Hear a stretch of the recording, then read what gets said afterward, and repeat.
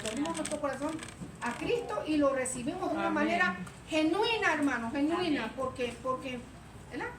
La iglesia debe gemir y debe buscar a Dios para que estas conversiones de verdad, hermano, se den en la casa del Señor, porque cuando tenemos una conversión genuina a Cristo, difícilmente volvemos atrás. No volvemos atrás, porque recibimos, amén, lo que realmente estamos buscando. Así que bendecimos a los hermanos que se están conectando con nosotros en esta noche, sí, aquellos que están en su casita, aquellos que nos van a ver aquí, que nos van a ver allá, que nos van a ver en otro lugar, hoy, mañana, el año que viene o cuando sea. Aleluya, qué bueno, hermano. Si hay gente que se conecta con nosotros, hermano, reproducciones tenemos. Yo no sé quién son porque yo trato de buscar, pero no nos permiten mirar los nombres. Pero ahí están, hermano, ahí están. Y qué bueno que se conectan con nosotros. Seguimos con la lección de la semana pasada y vamos a estar estudiando Gálatas capítulo 1 del verso 11 al 24. La conversión de Saulo de Tarso a Pablo, el apóstol de los gentiles. Fíjense, hermano, de la noche al día, una conversión de la noche al día, hermano. Y no era, estábamos diciendo la semana pasada, no era que Saulo de Tarso era malo, sino que él defendía la creencia de su pueblo. Equivocado. Exacto, una manera equivocada, o sea, no había entendido por su religión o su fariseísmo, porque él era fariseo, guardaba la ley. No vamos a malinterpretar, ¿verdad, hermano?, el término fariseo, sino el hecho de que guardaba celosamente la religión de sus padres, porque así había sido instruido, porque así había sido enseñado, era versado en las escrituras de hasta aquel entonces, o sea, que no era ningún neófito, él sabía lo que estaba, pero como la conversión a Cristo se da por obra del Espíritu Santo, no la podemos entender, a menos que el Espíritu Santo no venga y nos quite el velo, como dice la Escritura, ¿verdad? Nos quite la venda de los ojos y podamos entender cuál es la verdad, cuál es la mentira y a dónde estamos parados, ¿verdad? Porque hay mucha gente religiosa, hermano, que defiende su religión y es sincero haciéndolo igual que Pablo, ¿verdad? Que el apóstol, sí, que Pablo, Saulo, porque no podemos hablar de Saulo, es la misma persona. Él era sincero defendiendo lo que sus padres le habían enseñado y estoy segura lo que él también guardaba. Entonces él pensaba que la iglesia de Jesucristo era una amenaza para la religión del judaísmo. O sea, están apartando a la gente de la verdadera fe que recibimos allá en el monte del Sinaí, de toda esa ley y de todas esas enseñanzas. Lo que él no entendía que la ley que habían recibido allá en el monte Sinaí y que habían recibido en el desierto, Jesucristo era el cumplimiento profético de todas esas enseñanzas. Era sombra de lo que había de venir y nadie puede entender ni recibir a Jesucristo como tener la revelación de que Jesucristo es el Hijo del Dios viviente y mucho menos nuestro Salvador, a menos que no sea por la inspiración del Espíritu Santo. Estamos hablando de esa revelación. Le puse otra vez aquí otra verdad central, vamos a decir. Porque la conversión de un pecador, aunque sea perseguidor del evangelio, pero si es una conversión genuina, trae gloria a la iglesia, hermano. Trae bendición a la iglesia. Porque es un testimonio vivo del poder transformador de Dios, de lo que Dios puede hacer en la vida de un ser humano. Por muy cruel que sea, por muy perseguidor que sea del evangelio, pero si se convierte con toda su alma y con todo su ser delante del Señor, se convierte en un gran defensor del evangelio de Jesucristo. Y más que en un defensor, en un testimonio vivo de lo que Dios puede hacer, hermano. Dice, la conversión de un perseguidor, y puse entre comillas del evangelio, tiene consecuencias saludables en la vida de la iglesia y en el entendimiento del evangelio. ¿Cómo un perseguidor puede ser algo saludable en la vida de la iglesia? Ahorita lo vamos a ver, ¿verdad? Porque cuando Pablo se convirtió, la iglesia recibió tremendo avivamiento. Tremendo avivamiento y creció. Y como estábamos diciendo la semana pasada, de la transformación de Saulo de Tarso a Pablo el apóstol, fue el apóstol que inundó, ¿verdad?, el área oriental conocida hasta ese entonces. No es que los demás apóstoles no hicieran, pero Pablo se dedicó a predicarle a la iglesia gentil. a predicarle a los gentiles, a ir a todas esas naciones hasta entonces conocidas. Y dijimos la semana pasada, perdón hermano, que la conversión es la transformación, un cambio sufrido por algo o por alguien, o es un cambio de comportamiento o naturaleza operado, valga la redundancia, en la naturaleza humana por el Espíritu Santo, cuando el Evangelio, la vida y obra de Jesucristo es recibida con fe. Es el cambio que se opera cuando recibimos el Evangelio de Jesucristo. Yo le puse aquí, ¿qué es el Evangelio? El Evangelio no es otra cosa, sino que la historia verídica de la vida y de la obra salvadora de Cristo Jesús, pagando el precio por nuestra salvación, por la salvación de los hombres. Ese es el Evangelio. Eso es lo que la iglesia tiene que decir. No vamos a hablar de mí, yo puedo testificar de lo que Cristo hizo en mi vida, porque ahorita vamos a ver de lo que Cristo hizo en mi vida, pero lo hizo porque escuché la obra y la vida y la obra expiatoria de Cristo en la cruz del Calvario. Amén. No lo hizo no lo hago por mí mismo. Recibí esa palabra, recibí ese evangelio y vino la transformación a mi vida. Amén. Yo hablo de lo que esa obra y esa vida de Jesús en la mía hizo. Amén. Cuando lo recibí. Amén. Eso impacta vida, hermano. Amén. Eso impacta vida, porque conociendo nosotros personas que han sido terribles y tremendas y han tenido un cambio maravilloso en Cristo Jesús, que nosotros sabemos que ha sido un cambio genuino. Hay otros hermanos que, como siempre hemos dicho, lamentablemente tenemos que hacer salvedad a eso. Hay gente que viene y son, ¿cómo se dice? Son un bañito nada más, un bañito por encima de cristiandad, pero no hay una conversión en ellos. Y lamentablemente estas personas que no reciben a Cristo como su Salvador, pero de verdad en una transformación, son manchas al Evangelio, hermano, porque hay que decirlo, porque aquel hace y deshace, y entonces, ay, aquel de la iglesia tal, ay, ya la iglesia cayó en manos de desgracia. No dicen fulano, dicen que, ay, la iglesia, todos los cristianos, porque el mundo siempre está pendiente, hermano, a lo que la iglesia hace. Pero estamos hablando de conversión, siempre va a haber el crecer, el trigo y la cizaña, hermano. Siempre va a haber eso. El único que va, y lo lindo es que el único que puede hacer la separación es Dios, nadie más. Oramos, ¿verdad? Por ellos para que reciban a Cristo de verdad. Pero estamos hablando de una conversión, genuina. Las enseñanzas de la lección son creo que dos o tres. Primero, el Evangelio es una revelación personal que no depende de la actitud o las condiciones de otros, sino de cada creyente en particular. Sin esta revelación solo tenemos un evangelio conceptual, o sea, de ideas o una representación mental de lo que puede ser el evangelio, pero sin una vivencia personal sobre la cual afianzar nuestra relación con Cristo Jesús, nuestra esperanza de vida. Una oración larguísima, ¿verdad, hermano? Pero hoy la vamos a hablar. El evangelio tiene que ser una relación personal. Si nosotros no tenemos una revelación personal de quién es Cristo y de lo que Él hizo por nosotros, el evangelio solamente se convierte en algo que, en una idea mental que nos formamos, y esa idea mental nos lleva a tener una religión, pero no una relación viva. Amén. Quiero hacer, por años la iglesia ha escuchado esta frase: el cristianismo es una relación, no una religión. Quiero hacer una salvedad. Religión y relación es lo mismo, con la diferencia de que el cristianismo es una relación, una religión viva. ¿Me explica la diferencia? Relación y religión vienen del mismo concepto, es lo mismo. El cristianismo, la diferencia del cristianismo es que es una religión, una relación viva y de poder con el Cristo de la gloria. ¿Por qué? Porque se basa en una revelación personal.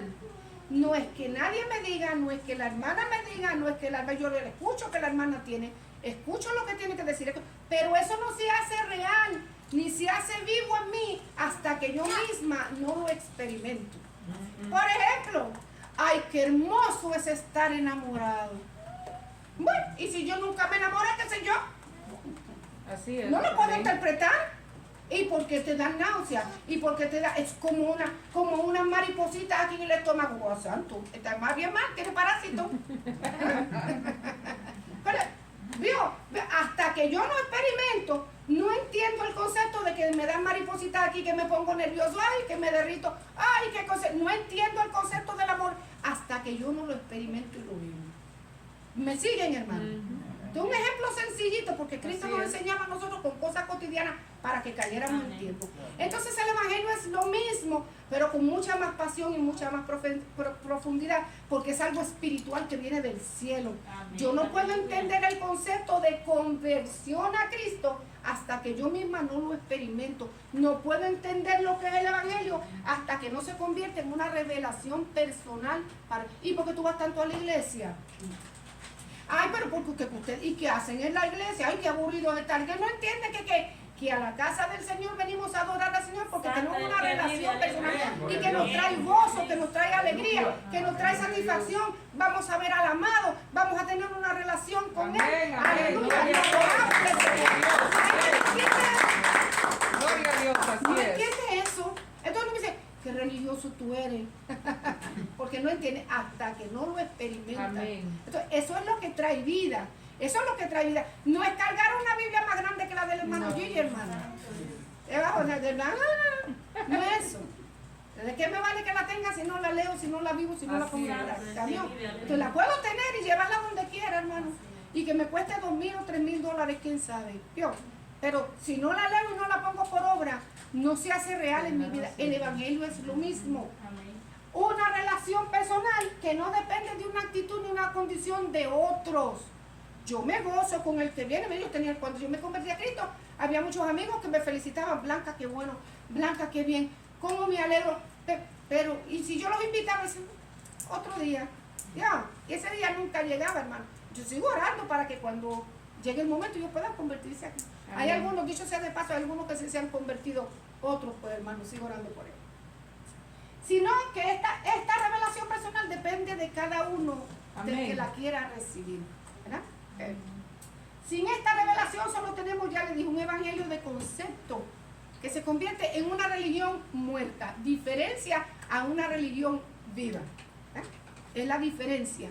Hay otras religiones que no hablan de Dios, pero no nos motivan a nosotros a vivir una vida en santidad y búsqueda, porque todavía no se ha hecho personal en cada uno de nosotros.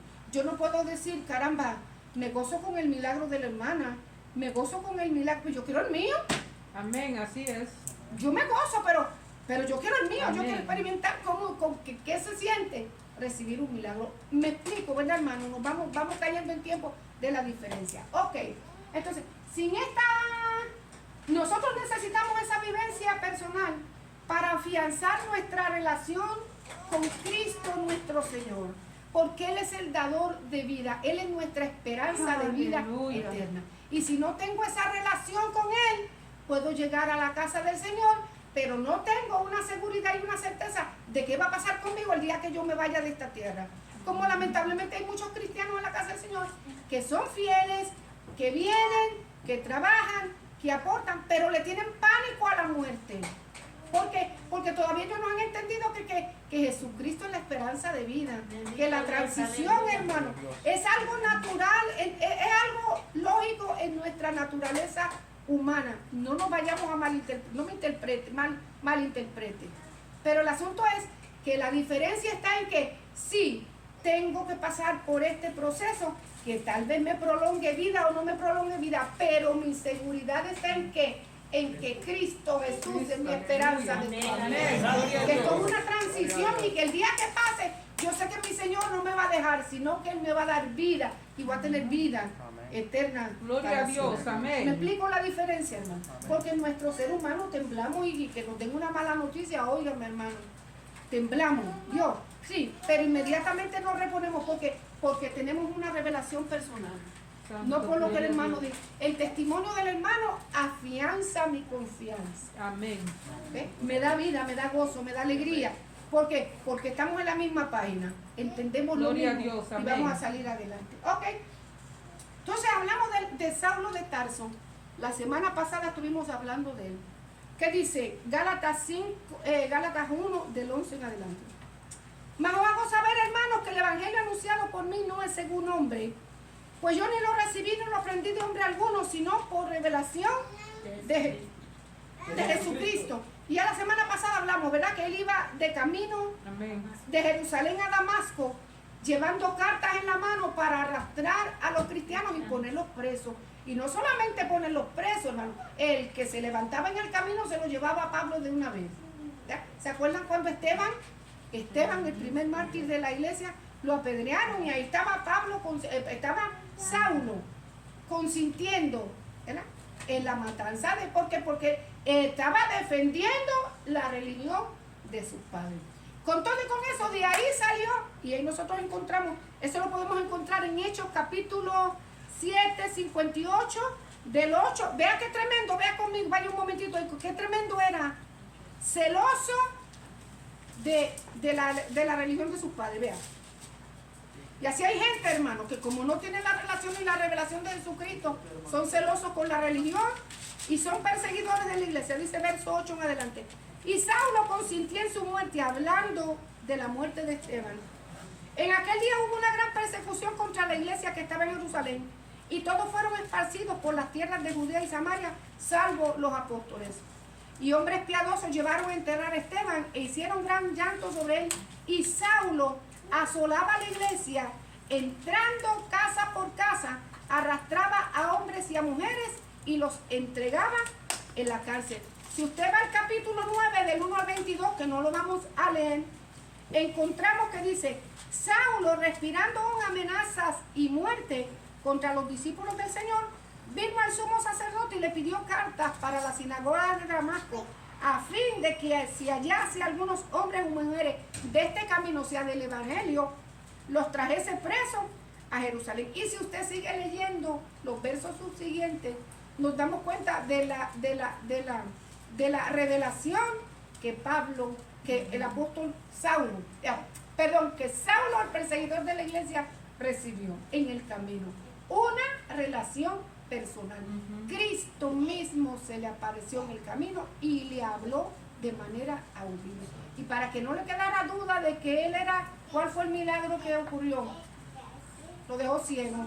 Al contrario, mira, sí, Pablo iba viendo bien, viendo clarito, iba claro que el Señor permitió en su vida que se le quitara la vista, lo dejó ciego. Claro que después se lo devolvió, después le devolvió la vida, lo dejó ciego. Y en su tiempo, Dios habló con él. 3 días estuvo Saulo orando, ayunando y esperando a que Dios hiciera algo con él. Y la revelación vino, ¿verdad? Nosotros vemos cómo Dios habló a Ananías, etcétera, etcétera. Usted termine, hermano, de leer el capítulo en su casa. En estos versos dice que después que Pablo recibió esta revelación, Saulo, es la misma persona, y usted sabe que estoy hablando, que Saulo recibió esta revelación. Estuvo 3 años, hermano, estuvo 3 años en un retiro personal. ¿Qué hizo en esos 3 años? Reconciliándose él consigo mismo, esperando en el Señor, Dios ministrándole y Dios obrando en su vida, porque Dios tenía un ministerio para él. Amén. Y se lo dijo a Ananías: ve y tócalo, ve y ora, la vista se la voy a devolver, porque él va a entender, primero, en un instrumento que yo voy a usar, segundo, él va a entender cuánto va a costarle llevar el evangelio de Jesucristo a la nación. ¿Sabe cuánto? Ve, aquí le dice, santo, mire, ve, versículo 15. Ananías no quería ir porque era terrible, ¿verdad que sí? Era terrible. Le dijo: no, si yo voy, este hombre me va a tumbar la cabeza. Tú no has oído cómo persigue a la iglesia y cómo mete a la gente presa. Ve, porque este instrumento escogido me es para llevar mi nombre en presencia de los gentiles, de reyes y de los hijos de Israel, porque le mostraré cuánto le es necesario que padecer por mi nombre. Tenía un ministerio, pero también le iba a enseñar que con el mismo amor, con el mismo fervor, con el mismo celo que defendía la religión de sus padres, así también iba a defender el evangelio de Jesucristo. Y mire, hermano, cuántas cosas no le pasaron a Saulo. Bueno, y después que vino, hasta, fíjense si la transformación fue tan grande que hasta el nombre lo cambió. Y no que no se lo cambiara, ese era su nombre judío, ¿verdad? Saulo era su nombre, perdón, Pablo el nombre romano, perdón, Saulo el nombre judío. Sí, así que ok, estoy así. El nombre lo transformó, sí señor, una transformación total, una transformación total. ¿Vio? Lo recibió. Dice, le mostraré. Y cuando Ananías entró en la casa poniendo sus manos, fíjese qué lindo me gusta eso. Hermano Saulo, el Señor Jesús que se te apareció en el camino por donde venías, me ha enviado para que reciba la vista y qué más. Y sea lleno del Espíritu Santo. Dice, en aquel momento se le cayeron de los ojos como escamas, recibió al instante la vista y levantándose fue bautizado. En ese tiempo, genuina conversión de perseguidor de la iglesia, hermano, a búsqueda del Señor de todo su corazón. 3 años estuvo ministrando, más ahorita vamos a hablar de sus 3 años, estuvo reconciliándose y buscando la presencia del Señor. Porque un nuevo convertido necesita tiempo, hermano, para crecer y para aprender lo más básico del Evangelio, lo que es el fundamento principal del Evangelio. Amén. Porque ese fundamento, hermano, sobre ese fundamento del Evangelio que él reciba, ¿cómo es? Alimento bueno, alimento sólido, lo principal que debe aprender, ahí es que vamos que el creyente se va edificando, va creciendo y va madurando la obra del Señor. ¿Qué es el Evangelio? Porque eso fue lo que recibió Pablo. ¿Quién tiene Romanos 1:6? ¿Quién lo tiene? A ver, ¿qué dice? Dice, entre los cuales estáis también vosotros llamados a serlo. Romanos 1:16, perdón, 1:16. ¿Quién lo tiene? 1:16. ¿No vi Romanos 1:16? 1:6. Porque no me Perdón, avergüenzo del 1:6, perdón, evangelio. 16, perdón. A ver, diga, hermano. Yo Sí, el que lo estaba diciendo, a ver. no soy Pablo para entender, pero hermano. Bueno, porque ando así. Arranca, mi hermano. Porque no me avergüenzo del evangelio porque es poder de Dios. Ajá. Más que aquí esta versión no se está raro. Ok, no sigue leyendo la versión. Porque no me. Porque no me avergüenzo Ajá. del evangelio porque es poder de Dios para salud a todo aquel que crea en él, judío primeramente y también el griego. Ok, pues. Era para todos la salvación. Amén, para todos. Mire, me equivoqué. Juan 16, perdón. 16.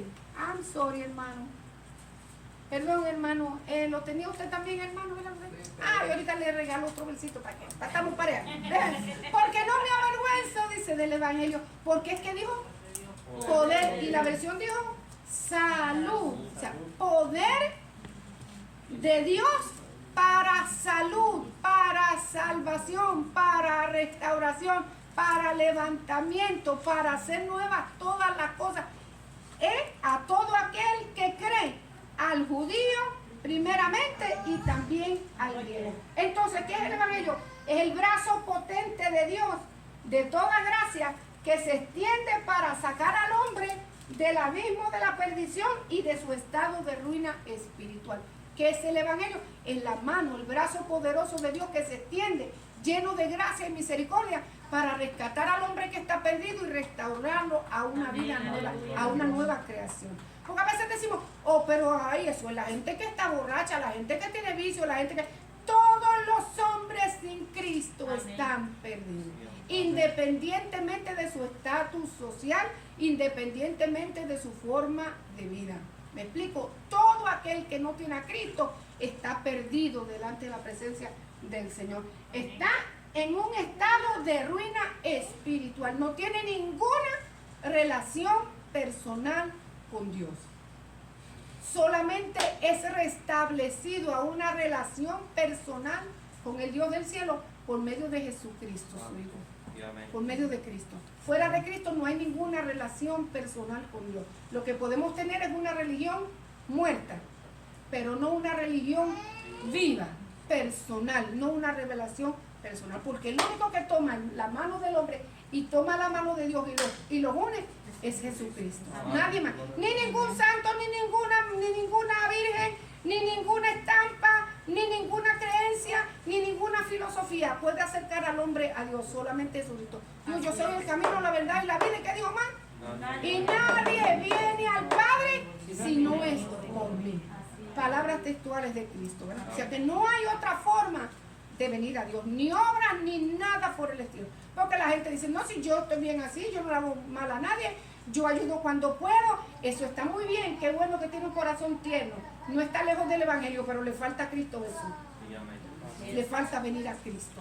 Es lo único, porque por obras dice que para que nadie se gloríe. Si no, hermano, la gente más malvada y más sinvergüenza y más mala, hasta los narcotraficantes tuvieran un espacio en el cielo, porque para mandar a callar a la gente, yo que cambian el vecindario completo. Y no es así, no es así. Ahora, si ese narco se convierte a Cristo de toda su alma, su mente y su corazón, comienza el proceso de ¿qué? Del cambio de una nueva criatura. Entonces Pablo dice, el evangelio anunciado por mí no es según hombre, porque yo no lo recibí de nadie. De hecho, que cuando llegó el tiempo, pasados los 3 años, ya vamos a oír la historia de Pablo, pasados los 3 años y él subió a Jerusalén, estuvo un tiempo con algunos de los apóstoles, pero nada nuevo le enseñaron. O sea que lo básico, ¿de dónde lo aprendió? De Cristo Jesús. Dice, porque ya habéis oído acerca de mi conducta en otro tiempo en el judaísmo, que perseguía sobremanera a la iglesia de Dios y la asolaba. Y en el mismo judaísmo aventajaba a muchos de mis contemporáneos en mi nación, siendo mucho más celoso de las tradiciones de mis padres. Pero cuando agradó a Dios, que me apartó desde el vientre de mi madre y me llamó por su gracia, revelar a su Hijo en mí, para que yo le predicase entre los gentiles, no consulté enseguida con carne ni sangre, ni subí a Jerusalén a los que eran apóstoles antes que yo, sino que me fui a Arabia y volví de nuevo a Damasco. Y pasados 3 años subí a Jerusalén a ver a Pedro y permanecí con él 15 días, pero no vi a ningún otro de los apóstoles, sino a Jacobo, el hermano del Señor. Está dando testimonio de qué fue lo que hizo. Pablo estuvo 3 años reconciliándose consigo mismo, pero después se fue a Arabia y estuvo 14 años recibiendo revelación de Cristo Jesús. Por eso que él dice que el evangelio que yo recibí no lo recibió ni de Pablo, ni de Pedro, ni de Juan, ni de ninguno de los otros apóstoles. Quien le reveló directamente el evangelio al apóstol Pablo fue el Señor Jesucristo. Amén. Allá en Arabia. Ahora, el cambio fue total. Inmediatamente comenzó a predicar a Jesucristo. Comenzó a dar testimonio del cambio que había en su vida. Dice, ¿cuál es la falacia y la mentira de Satanás? Satanás es el enemigo de los hombres. Estamos hablando del evangelio, que es el único que puede cambiar y transformar los corazones. Hacerle creer al hombre que está bien y que no necesita hacer la paz con Dios. ¿Cuál es la mentira? Por eso es que el mundo está como está, hermano. Porque el enemigo de los hombres, el mismo Satanás, le hace creer al hombre que tú estás bien. Tú no necesitas una religión. Tú no necesitas una relación con Dios, una relación viva. No, tú estás bien así como estás. No necesitas hacer la paz con Dios porque mientras tú hagas obras vas a estar todo bien. Pregúntale a alguien, bueno, habrá quien le diga que no, pero pregúntale a algún borracho. Mire, yo conozco borrachos que se saben el Salmo 23 de memoria. Perdidísimo, yo sé la Biblia, Jehová es mi pastor y por ahí si los dejo, hermano, la letanía, lo saben, me salvará el saber. Ojalá que esa palabra un día cobre vida y ellos entiendan. Por algo Dios le permitió que se la aprendiera, pero ni sabiendo la escritura, quiere decir que eso me va a hacer la paz. Ese es el camino, ese es el camino. Nosotros necesitamos hacer la paz con Dios. ¿Por qué? Ahí vamos. Romanos 5:12. Vaya conmigo a Romanos. Pablo era un hombre religioso, o sea, Saulo de Tarso, un hombre religioso, conocedor de las escrituras, pero le faltaban. 5:12. Dice, por tanto, como el pecado entró en el mundo por un hombre, y por el pecado la muerte, así la muerte pasó a todos los hombres, por cuanto todos pecaron. El pecado de Adán y Eva, lamentablemente todos los hombres lo heredamos, hermano. Todos nosotros los hombres. ¿Por qué? Porque nuestra naturaleza humana decadente y pecaminosa está en nosotros operando hasta que venimos a Cristo Jesús. Amén. Saulo era un hombre religioso, pero no había tenido, fíjese, conservaba y guardaba la creencia de sus padres. Él vivía la ley a su propia justicia, pero para eso vino Cristo, para deshacer las obras de la ley, hermano, para que nosotros tuviéramos vida en Cristo Jesús. ¿Por qué? Porque la ley, aunque seamos conocedores del no matarás, ¿qué es lo que hace la naturaleza caída? Mata. Matar a su creación. Matar la creación, matar al otro hombre también. ¿Vio? Aunque la ley diga no robarás, ¿qué es lo que hace la naturaleza caída? Robar. Ay, si eso fue un lapicito, es robo. Me lo volé y no era mío. ¿Ya? Aunque sea un dulce. Y yo siempre digo, hermano, que el niño es niño y él aprende porque, por ejemplo, siguiendo los ejemplos Así de los es. adultos, ¿verdad? Por copiar. No me acuerdo la palabra, ahorita me voy a acordar. Siguiendo el ejemplo. Pero cuando un niño ya usted pone un pomito de galletitas ahí y él se roba una y se la tala y le dice, ¿la tomaste? Ya es hora de que lo siente y le predique a Cristo. De que le hable del Evangelio de Jesucristo. Es que lo hace inocente. Yo sé que lo hace inocente, pero lo está viendo usted. Ajá. Por imitación es la palabra, perdón, ya ven. Por imitación, por el ejemplo.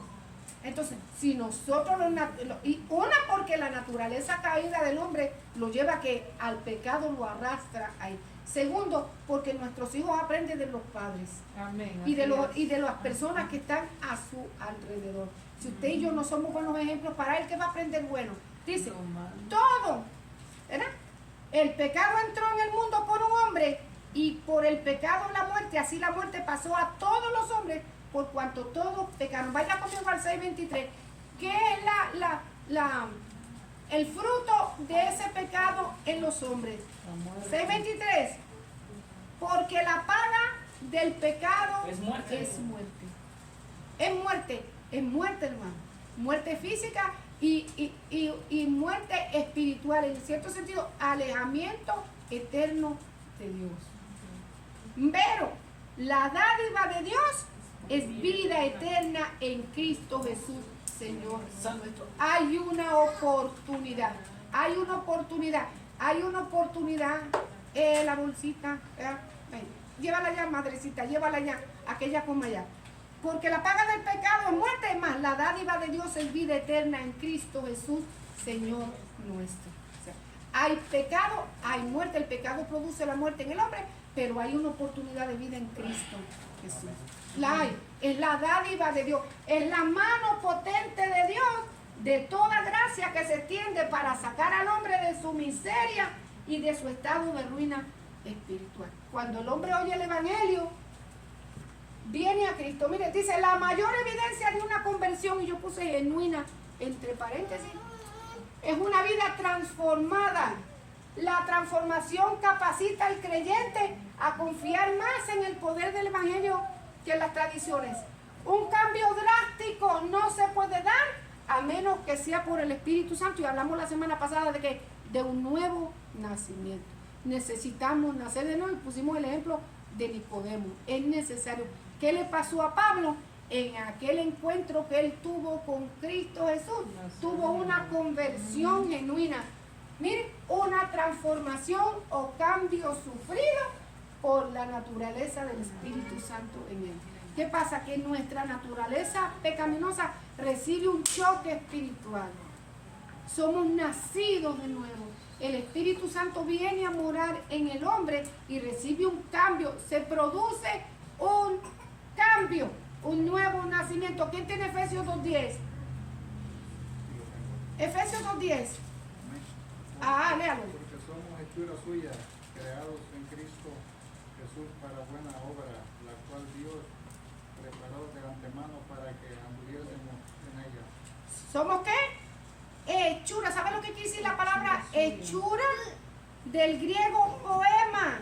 Somos poesía de Dios. Es la misma palabra que se usa para hablar de un poema. Un poema, ¿qué es un poema? Una escritura, versos de amor, algo hermoso que engrandece, ¿verdad que sí?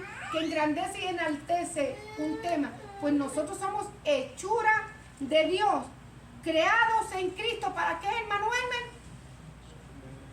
Para buenas obras, para buenas obras, las cuales Dios preparó de antemano. Estamos llamados, Dios nos llama a su camino, porque ya Dios tiene establecido un plan para nuestra vida y nos llama a su tiempo para que nosotros seamos cambiados, transformados, ocurra en nosotros una metamorfosis, ¿verdad que sí? Un cambio, una transformación de vida, y para que, número 2, caminemos en las obras que Dios preparó para nosotros, porque Dios tiene un plan. Nosotros no venimos a este mundo con un rollo debajo del brazo, pero en el cielo hay un plan escrito para nosotros. ¿Verdad que nadie vino aquí con un manual? Nadie. Caímos de carambola ahí porque el Señor nos mandó, ¿verdad que sí? Pero ahí Dios tiene un plan para nosotros, hermano escrito. Entonces, Dios nos trae al Evangelio para que comencemos a caminar. Pablo, Dios tenía un plan para él establecido. Lo tenía. Y en su momento, porque todo era en el momento y en el tiempo del Señor, Dios lo llamó y Pablo comenzó a caminar en él. Yo puedo venir al Evangelio, hermano, pero si yo no me someto a la gracia divina, no puedo ver el plan de Dios desarrollado en mi vida. Amén. Porque Dios no nos llama a nosotros para estar así inertes, inactivos. Dios nos llamó a su obra para que nosotros lográramos algo y grande. Porque Amén. lo de Dios es grande para que engrandezca su Amén. nombre, hermano. Es grande, cosas grandes para nosotros. O sea que no podemos, si estamos quietos, ay, es que yo no sé, para que yo sirvo en la casa del Señor, pues ora y busca, pide Amén. dirección para que Dios te revele, para que sirve. Porque hay gente que viene al Evangelio y se queja, ay, pero si yo, ¿para qué yo sirvo? Ay, ¿para qué? Pues entonces hermano muera si vaya hacia el cielo, porque entonces allí le van a dar un lugar. Allí van a hacer algo grande con usted, pero mientras esté en esta tierra, ponga pilas, porque Dios tiene un plan para usted. Amén. Ni gozamos de la vida cristiana, ni disfrutamos de nuestra relación con Dios, ni servimos con alegría en la vida, porque no sabemos ni para dónde vamos. Estoy aquí en la casa, ya me convertí a Cristo y ya está. No, es el punto de enfoque principal, es el punto de partida. Conviértete a Cristo, pero las buenas obras, las cuales Dios preparó de antemano para que anduviésemos en ellas, las vamos a alcanzar cuando nosotros nos ponemos en las manos de Dios. Aquí yo estoy, Señor, muéstrame y enséñame. Grandes ministerios comenzaron así. En Miami hay una iglesia tremenda, hermano, grandísima, pero poderosa, no solamente grande, poderosa en Cristo. Y empezó con el varón, hermano. El pastor de la congregación pequeñita se puso enfermito y él cerró. Y este varón dijo, pero si, ¿por qué cerramos el templo si la idea es abrir más para que la gente viniera? Agarró un matre inflable, le dijo al pastor, no cierre todavía, déjeme ir a orar, a buscar la dirección de Dios, porque yo tengo esa inquietud, ¿cómo vamos a cerrar? ¿A dónde? Y se fue, y dice que con su matre inflable se fue al altar y a buscar a Dios en oración y en ayuno, oración y ayuno, oración y ayuno. ¿Qué usted cree? Dios lo fue levantando poco a poco, Dios lo fue levantando poco a poco, hermano, y tiene una iglesia tremenda. Además, la iglesia se llama Jesucristo el Todopoderoso. Búsquenlo en la iglesia allá en Miami. Ya tienen hijos en bastante iglesias, hijas en otro lugar. Y comenzó así, hermano, con el celo y la tristeza de que por qué cerramos la congregación si aquí hay gente que puede trabajar. Entonces, todo está en ponernos en las manos del Dios Altísimo. Amén. Dicen, Filipenses 1:6, ¿quién lo tiene? Tiene dos, el que tiene Filipenses. Amén. Estando persuadidos de esto, que el que comenzó en vosotros la buena obra, la perfeccionará hasta el día de Jesucristo.